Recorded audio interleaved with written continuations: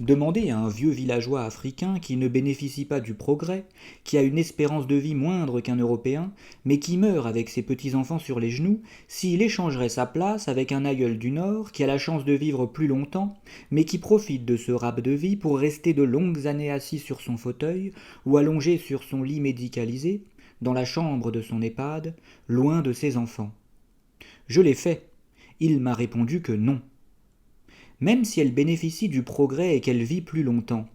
Peut-on dire que la personne âgée en Occident a la chance de vivre 10 ans de plus quand on sait qu'elle passera la fin de sa vie seule sur son lit en contemplant le petit progrès, un écran de télévision? Franchement, on peut se poser la question de savoir si c'est vraiment l'Africain qui vit 10 ans de moins ou l'Occidental qui souffre 10 ans de plus. Oh l'immigré, dans quel paradis crois-tu arriver? Empresse-toi de retourner chez toi et d'avertir tes frères d'une grande découverte. Le progrès n'est pas la garantie du bien-être.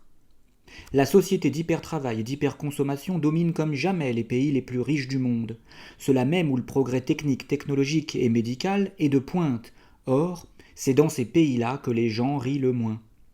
Ces pays ont envoyé des fusées dans l'espace, mais sur Terre, dans leur société, les peuples sont composés de légions de dépressifs et de névrosés qui vendent leur temps pour faire de l'argent. Quelle tristesse! Quand je vois comment sont accueillis les enfants dans ces sociétés, parqués dans des usines à calculettes dès leur plus jeune âge, dans cette institution qui les façonnera pour qu'ils entrent dans le moule de cette société où l'on se vend au salariat, alors même qu'ils ont à ce moment précis besoin de leurs parents qui ne peuvent pas les garder parce qu'ils sont justement partis se vendre toute la journée.